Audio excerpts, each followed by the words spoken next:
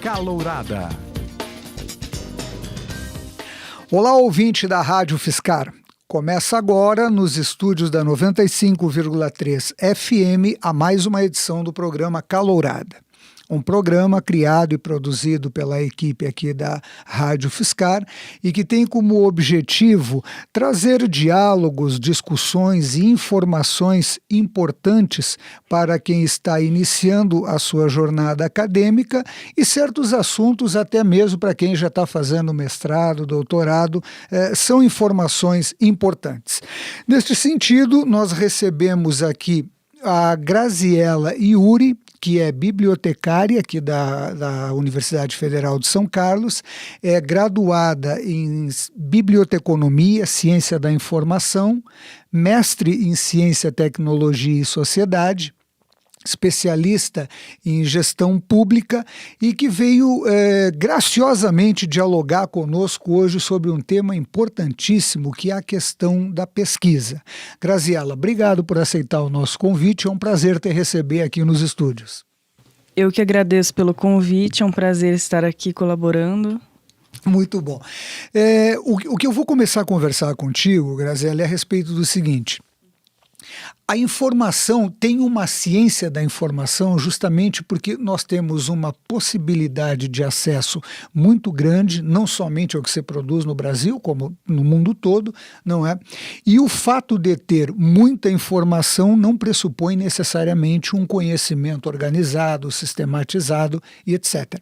Daí a necessidade de saber como trabalhar com essa riqueza e essa diversidade que a gente tem de acesso a informações hoje. Nesse sentido, eu te pediria para fazer introdutoriamente para nós uma breve diferenciação entre informação e conhecimento. Conhecimento na perspectiva de uma pesquisa acadêmica mesmo, seja para construir o texto da disciplina, o seminário, ou mesmo o TCC, a dissertação, a tese.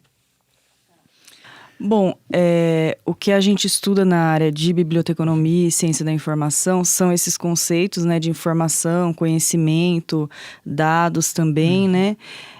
Então, assim, começando pelos dados, eles são dados brutos, assim, por exemplo, números sem muito significado, né? A informação já é uma coisa mais elaborada que tem algum significado, como se fosse uma frase, né? Que tem algum sentido. Agora, já o conhecimento, ele já é algo que se criou, que se produziu em cima de algum tema, né, que tem um significado, uma aplicação maior e que é também mais internalizado pelo ser humano, né? É uma coisa já mais elaborada. Perfeito. E agora pensando no seguinte, a BCO tem um acervo incrível de livros muito bons, não é? E a gente tem também a possibilidade, de repente você vai fazer uma pesquisa, ou você está distante, etc., não pode estar dentro da biblioteca, você tem a possibilidade de acessar livros, textos, insights, enfim, uma série de espaços que te possibilitam acesso ao conhecimento e às discussões. Agora, como selecionar adequadamente, no meio de uma variedade tão grande, aquilo que é interessante para o curso ou para a disciplina que você está resolvendo? Eu estou pensando isso especificamente na questão dos alunos que estão agora no seu primeiro ano de universidade, e no ensino médio você não tem muito acesso a esse tipo de conhecimento. Na verdade, não é nem a proposta do ensino médio discutir esse tipo de informação. Então, como selecionar, como fazer boas pesquisas, tanto na biblioteca, mas principalmente na utilização dos ambientes virtuais? Depois que começou esse boom da informação, né, com a internet, com as redes sociais, então assim, até uma poluição, assim, né? De tanta informação, causa muito estresse nas pessoas, tá? Uma avalanche de informações. Então, o principal é a pessoa saber que ela tem que ser um filtro, né? E no caso, assim, para quem é aluno, quem está entrando na universidade, quem está estudando, quem vai fazer trabalhos acadêmicos, o importante é ser esse filtro e filtro de informação científica, né? Excluir tudo que é lixo, que, por exemplo, blogs, páginas pessoais, esse tipo de coisa você não vai usar para o seu trabalho acadêmico, né? Então, você tem que focar no que é informação científica, é comprovada, publicada através de livros, de editoras científicas, de periódicos científicos. Então, o aluno tem que ter em mente, já de começo, ser esse filtro, né? Você não vai lá entrar no Google e sair pegando tudo que tem para colocar no seu trabalho, né? Então, o mais importante é isso, é focar em ser um filtro e de informação científica, não informação em geral. Perfeito, perfeito. Eu vou te perguntar a questão do plágio e as possibilidades dele acontecer, mas antes eu vou te perguntar um negócio. Eu trabalhei muito tempo com o ensino médio, não é? E o pessoal tinha aquele hábito, o Wikipedia era o grande exemplo de informação. Tanto é que às vezes a gente já ia diretamente, já sabia onde o aluno trouxe o trabalho por causa do copiar e colar. Então, são duas questões que eu vou te perguntar. A primeira delas é a respeito do Wikipedia. Uma vez um aluno disse assim: professor, eu uso o Wikipedia para me indicar alguma coisa. A partir dali, eu vou saber melhor selecionar o que eu preciso saber para trazer para o teu trabalho. Tá? E eu achei que foi muito interessante. Faz muitos anos que ele me disse isso, recente tinha começado a internet, e eu achei interessante. Eu digo, bom, pelo menos é um ponto de referência que ele toma para realizar uma pesquisa, não é? Aí a minha pergunta é, o Wikipedia, de lá para cá, de 10 anos atrás, melhorou a qualidade do seu uso? Essa alternativa desse meu aluno, que eu não vou mencionar o nome, mas eu me lembro dele até hoje, tá?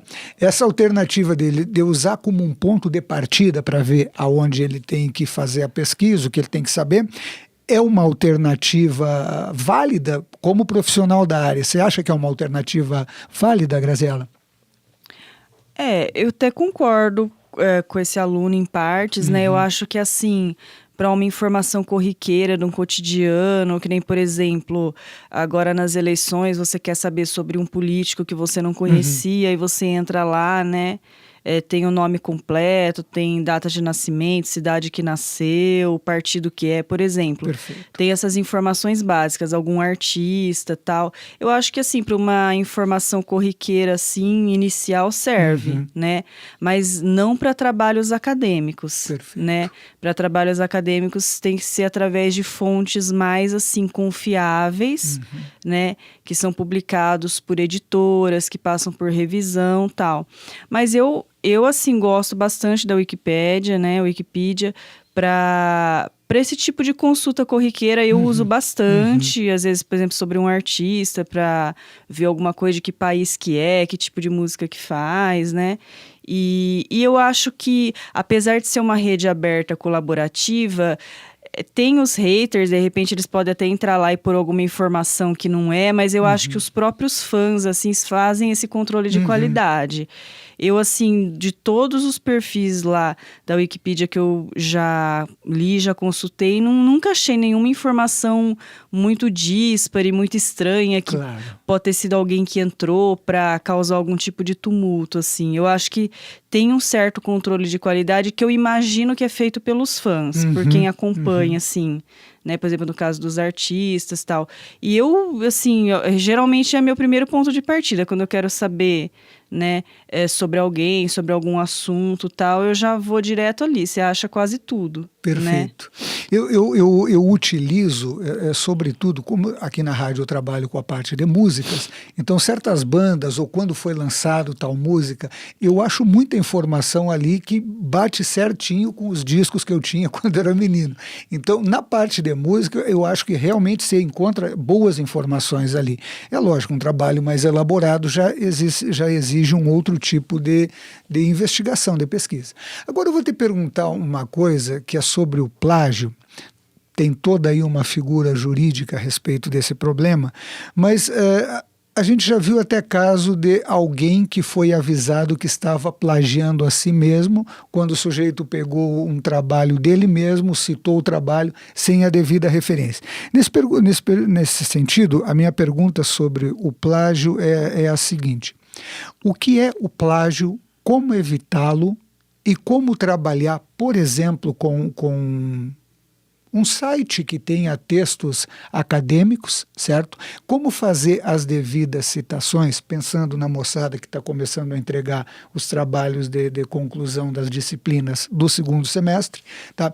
Como utilizar esses recursos virtuais sem cair no plágio? O plágio tá um problema cada vez mais, assim, evidente, cada vez mais perseguido agora na universidade, né? Tá tendo cada vez mais esse controle de qualidade, né? De produção acadêmica. E o aluno tem que ter em mente, assim, que ele sempre tem que citar as fontes, né? Os autores que ele consultou. Evitar reproduções, cópias literais, né? E nos dois casos, mesmo de cópias literais ou de parafrasear alguma coisa, sempre citar a fonte, a referência, o autor, né? E assim, evitar, a gente já teve casos aqui na universidade começou recentemente, de aluno de doutorado, inclusive de outro país, que já tinha se formado fazia uns 5 anos, ele teve o diploma cassado porque foi provado plágio. Né, ele tinha copiado números, né, dados literais do livro eu não me lembro se era uma docente de Portugal, e ela descobriu e denunciou, né? E eu acho que estavam começando a investigar outros casos, né? Teve caso de denúncia de outra universidade para cá, né? Também entre alunos, assim. Então tem que tomar bastante cuidado. Às vezes o aluno incorre nesse erro sem saber, né? Na maior parte das vezes, por falta de orientação mesmo. Por isso que é muito importante, já no primeiro ano, os alunos terem essas orientações. Perfeito. Né? Sobre tomar bastante cuidado com o plágio, né? Que é um crime acadêmico, assim, vamos se dizer, né? Então, tem que tomar bastante cuidado com isso. Eu creio que tu te lembra de um ministro, se eu não me equivoco, na Alemanha, há alguns anos atrás, que o sujeito acabou saindo do cargo porque houve uma denúncia e uma comprovação de plágio. Mas eu te fiz essa pergunta, tu tocou justamente no ponto que eu acho fundamental para os nossos estudantes compreenderem. Às vezes o sujeito não está motivado por uma má intenção de plagiar o trabalho do outro. Às vezes é não saber fazer adequadamente, e é lógico, caracteriza como plágio porque a lei não mede intenções, a lei mede resultados. Se o trabalho de X aparece em Y sem o nome de X, isso se chama plágio. Então é interessante fazer essa diferenciação. Aliás, até também para os docentes que escutam, é muito interessante fazer seminários sobre a ABNT, não é? Convidar especialistas. Nós temos aqui na universidade bastante gente que pode contribuir justamente para evitar esse tipo de problema. Agora eu vou te perguntar coisas já básicas da pesquisa mesmo, tá? Tu ministrou um mini curso no Lapa, não é? Esse ano. Eu, infelizmente, não pude participar, eu estava como monitor lá, mas por causa dos horários de trabalho eu não pude assistir. E eu fiquei muito interessado, foi ele que me motivou a querer dialogar contigo aqui no programa Calourada. Como fazer uma boa pesquisa, tá? Utilizando os recursos virtuais, as plataformas, enfim, CAPES, uma série de outras, mesmo os bancos de teses e dissertações. Como desenvolver um bom trabalho, Graziela? Bom, a gente ressalta bastante a importância do uso do portal de periódicos da CAPES, né? Principalmente para os alunos da pós-graduação, é a principal fonte de ferramenta online, né? O portal de periódicos da CAPES, que é um portal que foi criado pela CAPES para colocar ali dentro várias bases de dados e periódicos científicos online para ser o grande portal de pesquisa para os alunos de pós-graduação, para os pesquisadores brasileiros, né? Então, é a principal fonte de informação online para todos os cursos, todas as áreas, né? E a gente incentiva muito o uso dele porque as assinaturas das editoras são caríssimas, né? E é tirado relatório de uso, de acessos, de downloads, né? Então, tudo isso é monitorado pela CAPES, né? E tudo isso é custeado, né? Tanto é que você só usa estando na rede da UFSCar, né? E fora daqui com a senha de aluno, de quem é da comunidade acadêmica, né? Então, é a principal fonte de informação científica online para os alunos, assim. Perfeito. E o que eu te fiz essa pergunta pensando em coisas que eu já vi, fazendo eu mesmo as pesquisas que faço. Muitas vezes a gente usa uma palavra e ela acaba, quando sai uma lista de artigos, mesmo livros, etc., para você ver, você percebe que aquilo não tem, às vezes não tem nem muito a ver com o teu objetivo. O que me parece que saber como escolher palavras, como definir a pesquisa previamente, evita que você gaste um tempo considerável e normalmente a gente está atropelado para entregar o artigo, o trabalho de conclusão de curso, essa coisa toda. Tá? Como selecionar boas palavras para as pesquisas? Na tua experiência, como tu vê isso? Então, a biblioteca oferece os treinamentos, né, dando esse tipo de orientação. Então, realmente é fundamental para você ter uma pesquisa mais eficiente, perder menos tempo, trazer menos artigos, materiais que não vão te interessar. Você tem que focar numa boa escolha das palavras-chave, né? E, então, tem que ser termos técnicos da área, tá? Que estão presentes na literatura, termos que você tirou ou dos artigos, dos livros da literatura mesmo, ou de tesauros, né, de vocabulários controlados, e de preferência você fazer a pesquisa em inglês, né, porque é um idioma mais universal e o inglês é a língua da ciência, né? Perfeito. Então, de preferência, você pesquisar em inglês, a não ser que seja um tema que só tem em determinado país, que é outro idioma, aí de preferência você vai usar aquele, ou se é uma coisa, por exemplo, um tema só nacional, então você só vai poder pesquisar em português, não tem nada produzido em inglês ou no exterior, mas de modo geral tem que ser de preferência em inglês. Evitar também ficar mudando muito de língua, uma hora em português, outra hora em inglês, outra hora em espanhol, a hora que você vai pesquisar, né? Porque aí vai trazer resultados diferentes, né?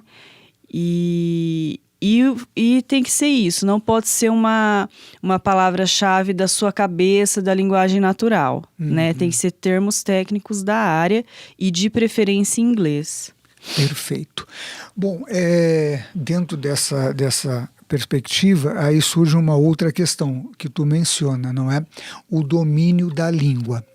É óbvio que uma coisa é você dominar a língua e ter toda a expressividade nela, e outra coisa é o domínio, por exemplo, do inglês técnico, não é? Nesse sentido, como é que tu sugere, e eu estou pensando aqui nos alunos que acabaram de sair da rede pública, alguns tiveram aula de inglês e de espanhol. Quem teve uma família que o estimulou ou teve condições de pagar um curso fora, já tem o problema resolvido. Quem não tem e precisa desenvolver um inglês técnico para saber da sua área, tá? A minha pergunta existem ambientes que te ajudam com isso? Aqui na BCO, por exemplo, ou algum ambiente virtual que te permite melhorar o conhecimento, pelo menos do básico, do técnico da área de trabalho? Então, o inglês instrumental para pesquisa, nós temos os treinamentos na biblioteca, né? Em grupos, as orientações individuais, a gente orienta sobre várias técnicas de pesquisa bibliográfica online, né? Sempre é tocado nesse ponto do inglês. Tem as orientações individuais que dá para o aluno tá levando as palavras-chave ou, de repente, discutir um pouco sobre elas ali com a bibliotecária, né? Mas, assim, mesmo que a pessoa não tenha fluência na fala, em termos assim da pesquisa, ela consegue fazer uma pesquisa eficiente consultando os tesauros, vocabulários controlados da área que tem na internet ou que tem nas bases de dados, ou os dicionários de termos técnicos. Tem áreas como, por exemplo, filosofia, que eles têm livros, né, que são dicionários da área, que dá para consultar também e extrair essas palavras-chave para fazer as pesquisas, né? Mas a gente tem tido uma demanda recente dos alunos por orientações, por cursos, minicursos sobre escrita científica em inglês, né? Porque para o artigo ter visibilidade, ele precisa ser publicado internacionalmente, num periódico internacional, que seja indexado numa dessas bases de dados mais conhecidas, mais renomadas, e para isso esse artigo tem que estar em inglês, né? Então, o ideal, a gente tem pessoas que fazem o artigo em português e depois traduzem, né? Ou pagam para alguém traduzir e tal. Mas os alunos estão sentindo, acho que cada vez mais essa necessidade, está tendo cada vez mais essa demanda de que o próprio aluno, né, brasileiro já produz o seu artigo em inglês para tentar publicar ele num periódico internacional, né, indexado numa base de dados internacional. Perfeito. Eu aproveito para fazer um esclarecimento que o que a gente está fazendo aqui se chama de uma ação preventiva. Seguindo as orientações que a Graziela está trazendo, agora no encerramento do seu primeiro ano de faculdade, significa que a produção do seu TCC terá menos problemas. Para chegar no mestrado e no doutorado, você já vai estar sabendo aproveitar melhor os recursos que a universidade oferece e que os ambientes virtuais também podem oferecer, não é? Para já ter pelo menos o domínio básico do inglês naquilo que é a sua área de formação, qualquer que seja ela. Bom, o Paulinho já me avisou que deu o tempo aqui, para variar eu derrubei o relógio de novo. Graziela, eu te agradeço mesmo imensamente por você sair do teu trabalho e vir aqui bater esse papo conosco, não é? Eu encerro aqui esta edição do programa Calourada, e se alguém não ouviu desde o começo ou não nos assistiu desde o começo na rede virtual, é possível entrar no site, na aba podcast, no site da Rádio Fiscar. Na aba podcast você encontra este programa e toda a programação da Rádio Fiscar disponibilizada para o nosso público ouvinte e também para quem nos assiste nas redes sociais. Aproveito aqui e sugiro que baixe o nosso aplicativo, porque por meio do aplicativo dá para concorrer gratuitamente. Par de ingressos para o cinema, shows de rock, peça de teatro, show de dança, enfim, tudo aquilo que comunica a qualidade da cultura aqui da nossa cidade e região para o nosso público ouvinte. Um grande abraço a todas e todos e até a próxima edição. 95,3 FM.